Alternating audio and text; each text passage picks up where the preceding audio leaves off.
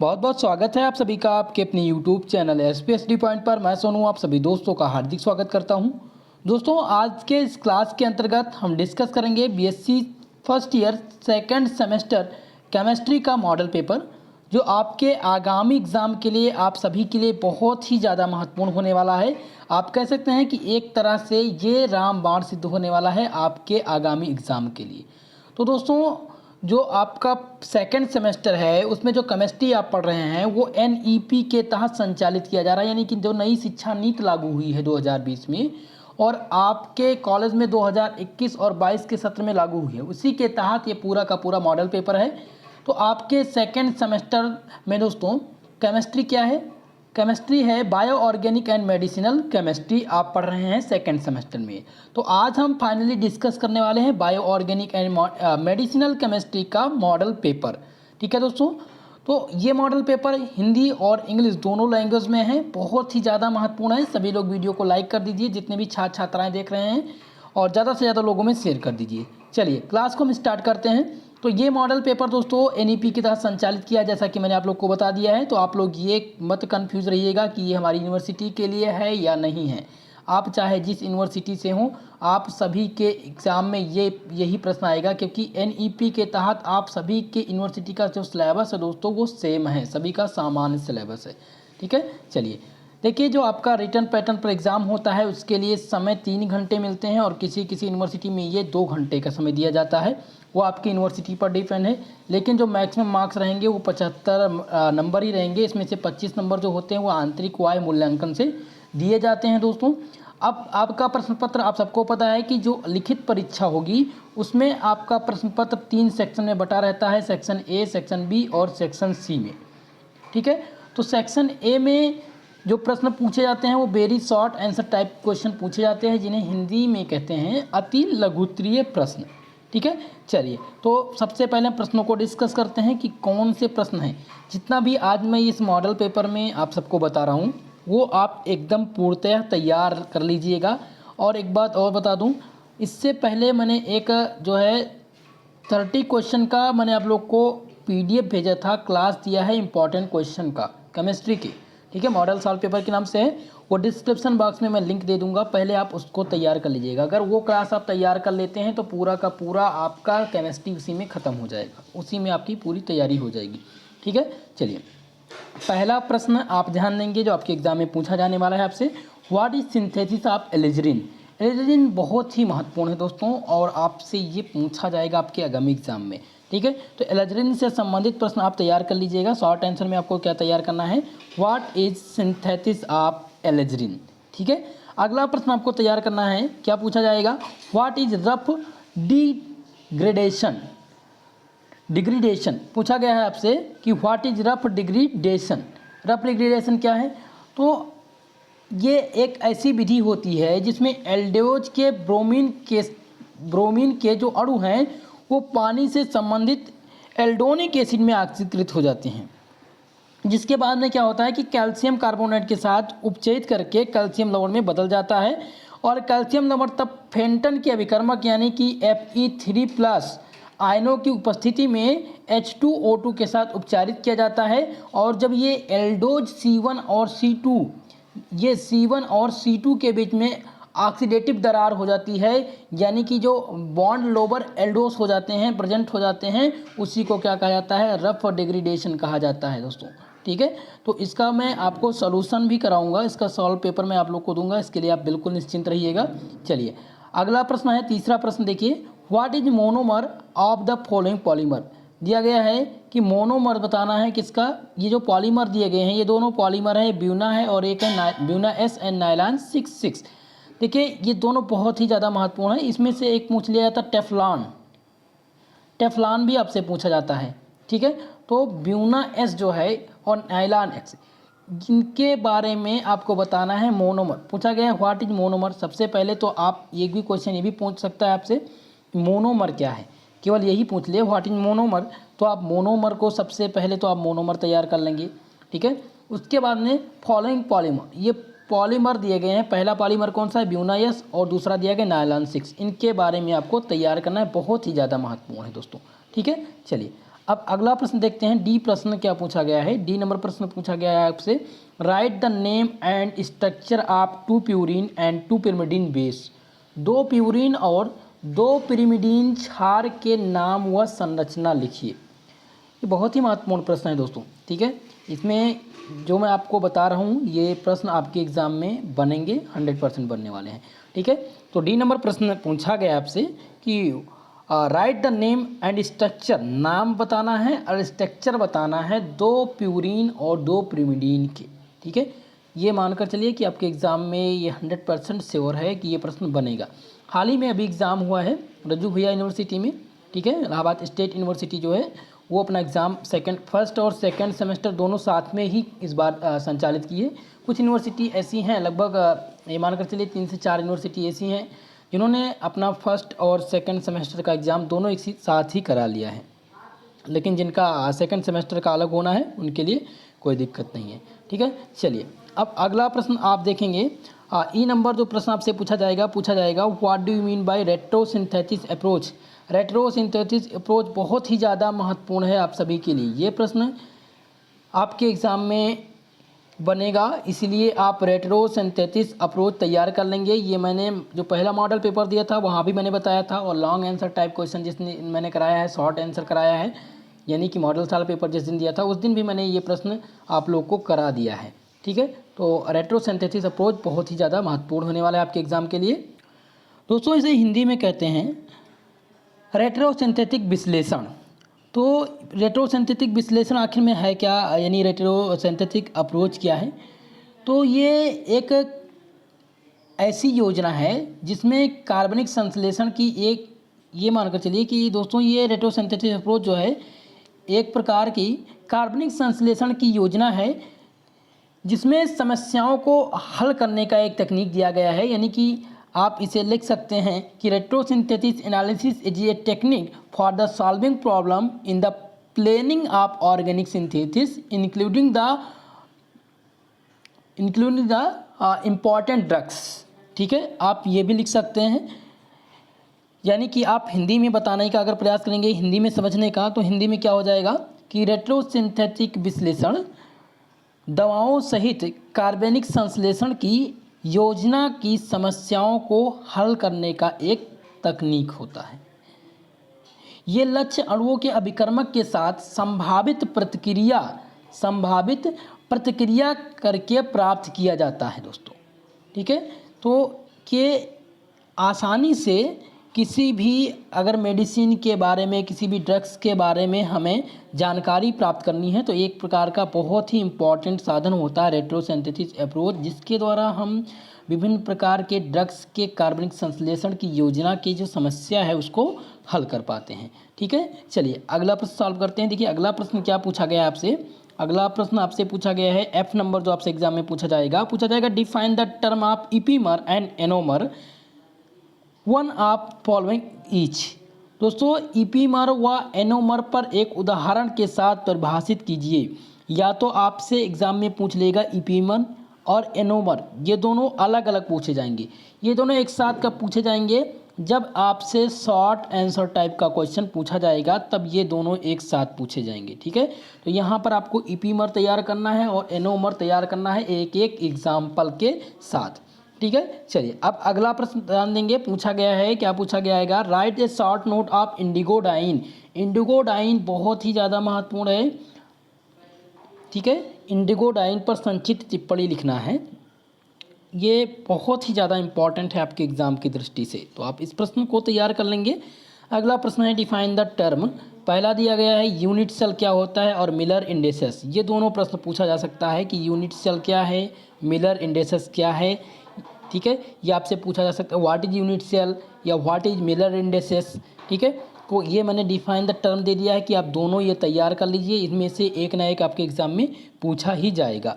अगला जो प्रश्न हो जाता है सबसे इम्पॉर्टेंट वो हो जाएगा आइसो इलेक्ट्रिक पॉइंट और ज्विटर आयन से संबंधित, ठीक है। ज्विटर आयन भी आपसे पूछा जा सकता है, लेकिन जो सबसे ज़्यादा महत्वपूर्ण है वो है आइसो इलेक्ट्रिक पॉइंट। इसे समविभव बिंदु कहते हैं, समविभव बिंदु कहते हैं दोस्तों। समविभव बिंदु बहुत ही ज़्यादा महत्वपूर्ण है, तो आप लोग इस प्रश्न को जरूर तैयार कर लेंगे।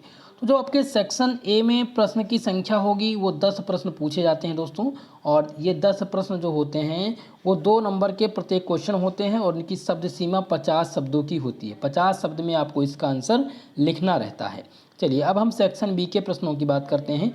तो सेक्शन बी में जो प्रश्न पूछे जाते हैं वो शॉर्ट आंसर टाइप क्वेश्चन होते हैं, जिन्हें लघु उत्तरीय प्रश्न कहा जाता है।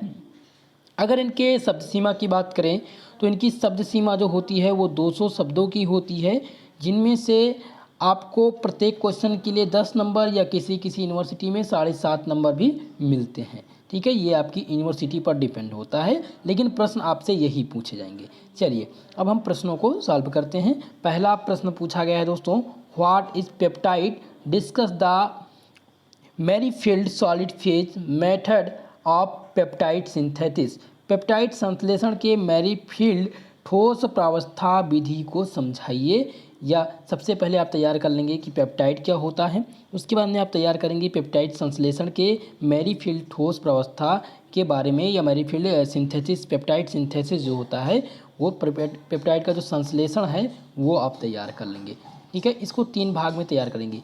देखो दोस्तों, शॉर्ट आंसर जब आप तैयार कर लेते हैं किसी भी टॉपिक से, तो शॉर्ट आंसर में आपके वेरी शॉर्ट आंसर तैयार हो जाते हैं। जैसे कि अगर मैं आपको 2 लॉन्ग आंसर बताऊं, ठीक है, 2 लॉन्ग आंसर मैंने आप लोग को बता दिया, अगर वो दोनों तैयार करते हैं तो उसमें से 2 प्रश्न तो आपके शॉर्ट आंसर के तैयार हो जाएंगे और 2 प्रश्न तैयार हो जाएंगे किसके, आपके वेरी शॉर्ट आंसर के। यानी कि आपको एक प्रश्न तैयार करने से लाभ कितने क्वेश्चन का मिला, आपको 3 प्रश्नों का मिला। उसी से रिलेटेड आपके शॉर्ट आंसर भी बन सकते हैं, वेरी शॉर्ट भी बन सकते हैं। ठीक है, चलिए आगे बढ़ते हैं। जो सबसे महत्वपूर्ण प्रश्न है वो पूछा जाएगा आपसे म्यूटा रोटेशन। बहुत ही ज़्यादा महत्वपूर्ण है दोस्तों, पूछा गया है write a short note of the mutarotation. Mutarotation जो है उस पर संक्षिप्त टिप्पणी लिखिए। म्यूटा रोटेशन क्या है, संक्षिप्त टिप्पणी लिखिए। इसका मैकेनिज्म आप ध्यान रखेंगे, इसका मैकेनिज्म पूछा जाता है, पूछा जाएगा what is mutarotation, give the mechanism. ठीक है, तो क्रिया विधि, म्यूटा रोटेशन का क्रिया विधि नोट कर लीजिए आप, इसकी क्रिया विधि आप जरूर तैयार कर लेंगे। ठीक है, चलिए अगला देखते हैं। इसका मैं सलूशन नहीं करा रहा हूँ दोस्तों, क्योंकि आज मैं आपको महत्वपूर्ण प्रश्न ही, मॉडल पेपर ही बताने वाला हूँ। कल की क्लास में पूरा का पूरा मॉडल पेपर सॉल्व कराऊंगा। लगभग 2 से 3 घंटे लगेंगे इस मॉडल पेपर को सॉल्व करने में। ठीक है, तो उसको मैं आप लोग को सॉल्व करा दूंगा, इसके लिए बिल्कुल निश्चिंत रहिएगा। और जो छात्र छात्राएँ परेशान हैं MCQ क्वेश्चन के लिए, देखिए दोस्तों कल से आपकी MCQ की क्लास बिल्कुल स्टार्ट हो जाएगी, आपको कोई शिकायत नहीं रहेगी। आपका कोई कमेंट है कमेंट बॉक्स में कमेंट करिए। वीडियो पसंद आ रहे हो प्लीज़ वीडियो को लाइक कर दीजिएगा। जो भी छात्र छात्राएँ पहली बार हमारे चैनल पे विजिट कर रहे हैं प्लीज़ उस चैनल को जरूर सब्सक्राइब कर लें।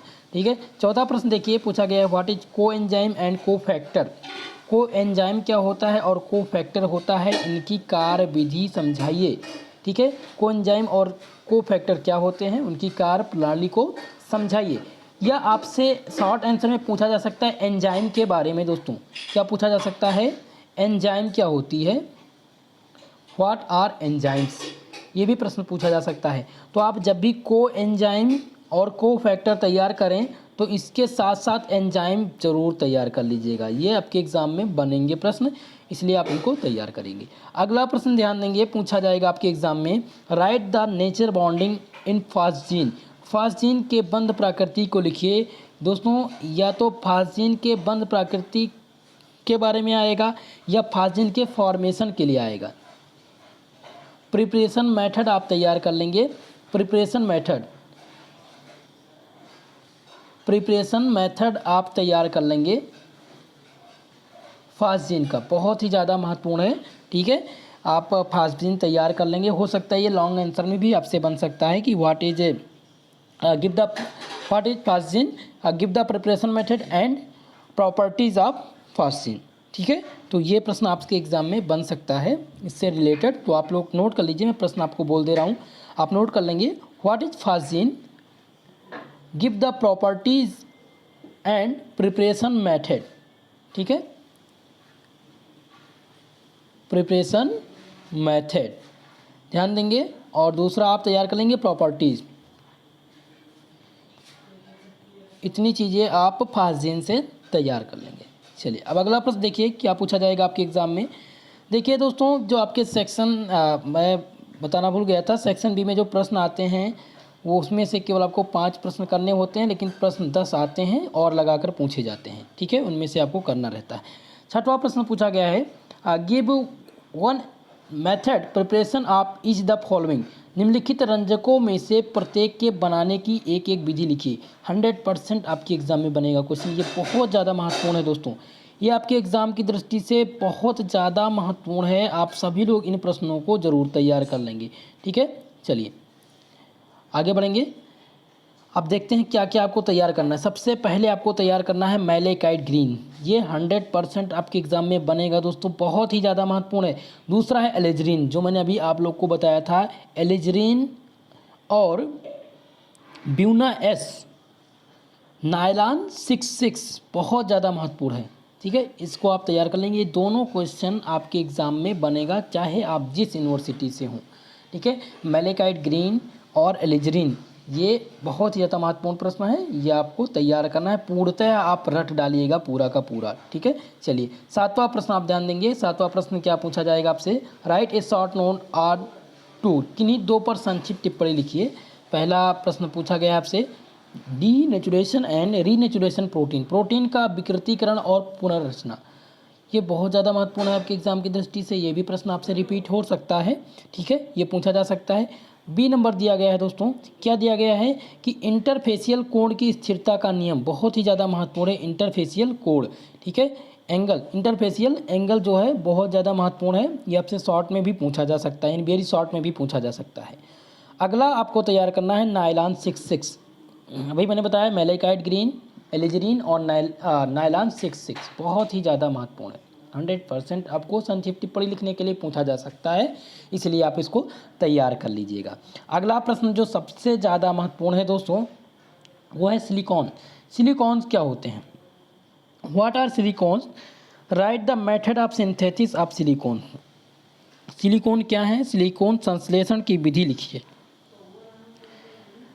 ये प्रश्न बहुत ही ज़्यादा महत्वपूर्ण है दोस्तों, मैं ये कह सकता हूँ कि आपके एग्ज़ाम में 100% मैं श्योर कर सकता हूँ कि आपके एग्ज़ाम में बन जाएगा, इसलिए इन प्रश्नों को आप तैयार कर लीजिएगा। इसी टाइप प्रश्न जो है आपके एग्ज़ाम में बनेंगे। अगला प्रश्न देखिए, 9 जो प्रश्न है 9 नंबर, उसमें पूछा जाएगा आपसे, एक्सप्लेन द लोबरी डिब्यून इकेन्स्टीन रीअरेंजमेंट। दोस्तों लोबरे डी ब्यूनवान इकेन्स्टीन पुनर्स्थापना की व्याख्या कीजिए, कि क्या कीजिए, व्याख्या करने के लिए आएगा, रीअरेंजमेंट आएगा, ठीक है। किसका रीअरेंजमेंट, लोबरे डी ब्यूनवान स्केलेटन का क्या आएगा, रीअरेंजमेंट, बहुत ही ज़्यादा महत्वपूर्ण है ये आपके एग्ज़ाम के लिए, इसको आप तैयार कर लीजिएगा। इस मॉडल पेपर में जो दिए गए प्रश्न हैं दोस्तों वो सभी महत्वपूर्ण हैं, और अगर आप ये मानकर चलिए जैसे शॉर्ट आंसर में 10 प्रश्न मैंने दिया है, अगर ये 10 प्रश्न आप तैयार कर लेंगे, केवल 10 ही प्रश्न यही तैयार कर लेंगे, तो इससे रिलेटेड आपके कम से कम 5 तो वेरी शॉर्ट आंसर और 2 लॉन्ग आंसर के प्रश्न आपके तैयार हो जाएंगे, और शॉर्ट का तो आपका तैयार ही होगा। 10वां प्रश्न आप ध्यान देंगे, पूछा गया है right is short note on. पहला दिया गया है स्पेसिफिक लेटिक, बी दिया गया है यूनिट सेल, और सी है क्यूबिक लेटिक। इनसे ये 3 प्रश्न आपके एग्जाम में बन सकते हैं कि स्पेस लेटिक क्या होता है, यूनिट सेल क्या होता है और क्यूबिक लेटिक क्या होता है, इन पे शॉर्ट नोट लिखिए। चलिए अब हम डिस्कस करते हैं लॉन्ग आंसर टाइप क्वेश्चन को। शॉर्ट आंसर टाइप क्वेश्चन हमने डिस्कस कर लिया सेक्शन सी। अब सेक्शन बी के प्रश्नों को, सेक्शन सी के प्रश्नों को हम अब डिस्कस करने वाले हैं। सेक्शन सी में जो प्रश्न आते हैं दोस्तों उन्हें हम लॉन्ग आंसर टाइप क्वेश्चन कहते हैं, इन्हें हिंदी में कहा जाता है दीर्घ उत्तरीय प्रश्न। ये दीर्घ उत्तरीय प्रश्न होते हैं, लॉन्ग टर्म के प्रश्न। किसी यूनिवर्सिटी में प्रत्येक क्वेश्चन 20 नंबर का होता है और किसी यूनिवर्सिटी में 10 नंबर का। इसकी जो शब्द सीमा है दोस्तों सेक्शन सी के प्रश्नों की, वो 500 शब्दों की होती है। चलिए अब हम पहला प्रश्न अब देखते हैं कि पहला प्रश्न जो सबसे ज़्यादा महत्वपूर्ण होने वाला है आपके सेकेंड सेमेस्टर के एग्ज़ाम के लिए, वो है what is meant by the space lattice and unit lattice of the crystal, derive the Bragg's equation for the diffraction of X ray by the crystal lattice. दोस्तों क्रिस्टल के स्पेस लेटिक का एकांक cell से आप क्या समझते हैं? क्रिस्टल जालक द्वारा एक्सरे किरण के विवर्तन के लिए ब्रैग्स का समीकरण व्युत्पन्न कीजिए। बहुत ही ज़्यादा महत्वपूर्ण, ये आपके एग्ज़ाम में आपसे पूछा जाएगा, चाहे आप जिस यूनिवर्सिटी से हों। ये सॉलिड स्टेट का क्वेश्चन है दोस्तों, सबसे ज़्यादा महत्वपूर्ण प्रश्न है। और सॉलिड स्टेट से 2 प्रश्न बनेंगे, एक आपसे शॉर्ट आंसर में बनेगा और एक आपसे लॉन्ग आंसर में पूछा जाएगा। तो आप इस प्रश्न को तैयार कर लेंगे। साथ ही साथ एक प्रश्न आपको और ध्यान में रख देना है, NaCl और KCl पर जो इसका ब्रैग्स का इक्वेशन है, इसका निष्पादन किस प्रकार से करते हैं, इसमें आपसे पूछा जा सकता है। NaCl का स्ट्रक्चर आप सोडियम क्लोराइड का स्ट्रक्चर पूछा जा सकता है दोस्तों। और साथ ही साथ KCl का स्ट्रक्चर भी पूछा जा सकता है। तो आप इन दोनों प्रश्नों को तैयार कर लीजिएगा, ठीक है। दोनों का स्ट्रक्चर पूछ लिया जाएगा। एक्सप्लेन द स्ट्रक्चर दे देगा कि NaCl एंड KCl, ठीक है।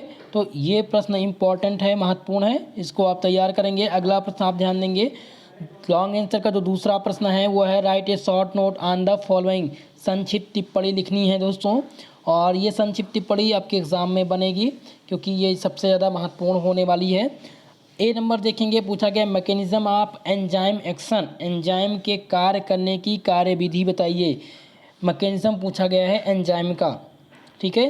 तो आपको ये तैयार करना है। अगला पूछा गया है Watson Crick model of DNA का वाटसन क्रिक मॉडल, सबसे ज़्यादा इम्पॉर्टेंट ये दोनों प्रश्न, ठीक है। अगला प्रश्न है HIV AIDS related drugs, HIV से संबंधित दवाएं क्या हैं, HIV और एड्स से संबंधित औषधि के नाम बताइए। तीसरा आपको तैयार करना है फिनॉल, क्या पूछा गया है, फिनाल फॉर्मल्डिहाइड और रेजिन के बारे में। फिनॉल क्या होता है, फॉर्मल्डिहाइड और रेजिन क्या होती है, इनसे संबंधित आपको शॉर्ट नोट लिखने के लिए आएगा। ये तीनों आप तैयार करेंगे। 4 दिए गए हैं, इन चारों में से कम आपके एग्ज़ाम में 3 बनेंगे, ठीक है। 3 शॉर्ट नोट लिखने के लिए आएंगे। तीसरा प्रश्न आप ध्यान देंगे, क्या पूछा गया है, आपसे पूछा जाएगा आपके एग्ज़ाम में what are carbohydrate, how they are classified and name them. Carbohydrate क्या हैं, किस प्रकार से इनका जो है क्लासिफिकेशन किया गया है, इनके नाम दीजिए। आपको तैयार करना है पहली बात डाइसैकेराइड क्या होती है, दूसरा आपको तैयार करना है मोनोसैकेराइड क्या होती है, तीसरा ओलिगोसैकेराइड और पॉलीसैकेराइड। ये आप 4 टॉपिक तैयार कर लेंगे। साथ ही साथ इसमें आपको तैयार करना है ग्लूकोज का D+ रिंग स्ट्रक्चर, ठीक है। इतने क्वेश्चन आपको कार्बोहाइड्रेट से तैयार करने हैं।